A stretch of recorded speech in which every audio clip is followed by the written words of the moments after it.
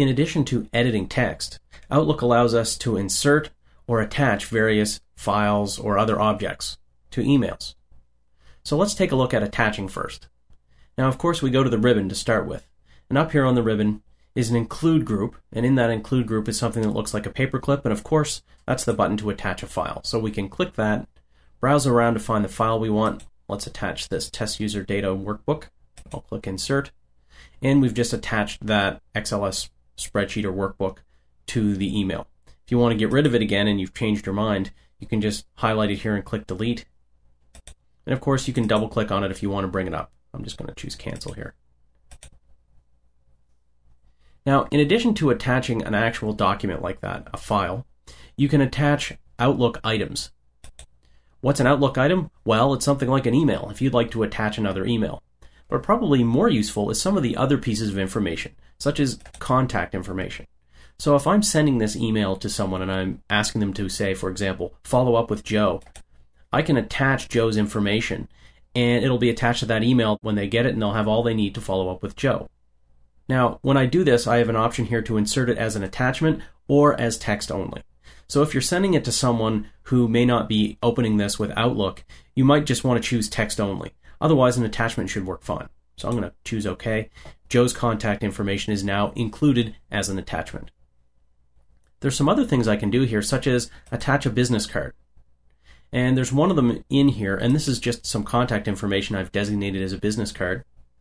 So I can choose to do that. Now, if you hit this little down arrow, instead of picking Don, you can do other business cards. And here you can pick anybody else you have in your contact database. So I can pick Jane here, and let's choose her. She's now a business card also. So when I do that, you can see it adds it right here inline in the message, and it's also added their contact information up here as VCFs. Other personal information managers can read those VCF files as well, other than just Outlook. Now, another really useful tool here is to attach calendar information or insert calendar information. So I'm going to click on that, and this is really useful. So if I'm sending an email because I'm trying to arrange lunch with a colleague or a friend, I may wish to give them some information to work with in terms of, when might be a good time. So instead of just typing in the email, how about, Wednesday or Thursday next week, what I can do is I can say, okay, I'm going to insert my calendar in here. And if you've got access to more than one calendar, you can choose it here. So for example, if you have access to some sort of a group calendar, I just have my own. And what date range? So sometime in the next week, I'd like to have lunch. So I'm going to insert my calendar for the next week.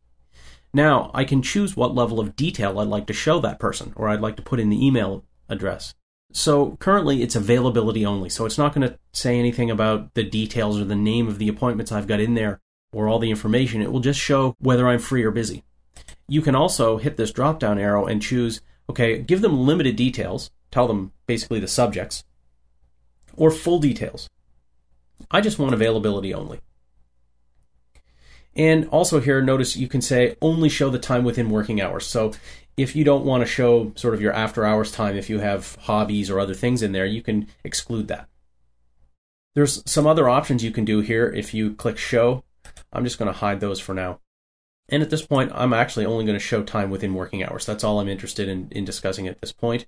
If you haven't set your working hours or you want to modify it, you can do so here. I'm just going to click OK. So it's done two things. Notice it's actually attached a calendar attachment here. As well, it's also put the information directly into the email message. So if I send this to anyone with an email program that can read HTML, and that's virtually all of them, they'll be able to read this and take a look at when I'm free. Notice it just says when I'm free and when I'm busy. Perfect. So this is really useful for sending an email saying, here's when I'm free or busy, suggest a time that works for you, and it might make it a little bit easier to connect with somebody. Now, in addition to attaching that, we can also add signatures. I haven't configured any at this time, and we'll take a look at using signatures a little bit later on. So we've attached some great information here. If you'd like to attach some more things and you don't see them here, or insert something else that you don't see here, notice that there's an Insert tab in the ribbon. So I'm going to click on the Insert tab, and on the left-hand side in the Include group is all the things we've been using so far. But to the right, there's much, much more. So I have a place where I can insert tables, I can insert pictures, and this is something you might do commonly. So let's insert a picture. I have a picture here from the lynda.com website. I'm going to insert that so you can insert a picture.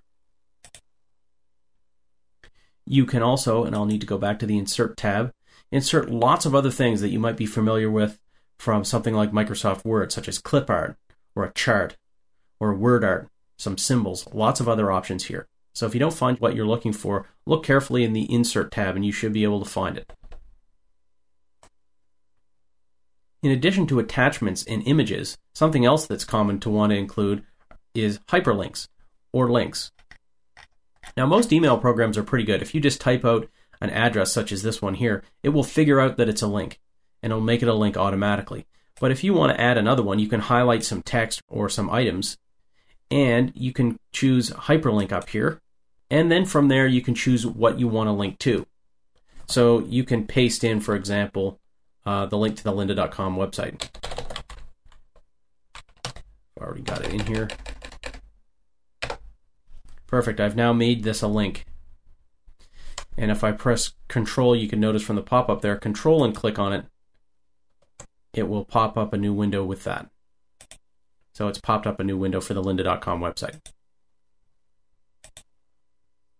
You also have the ability to make bookmarks within your emails and then link to those. And that's just a way to jump around within an email message if you like. Excellent, we've added a lot of additional detail. Let's send this message.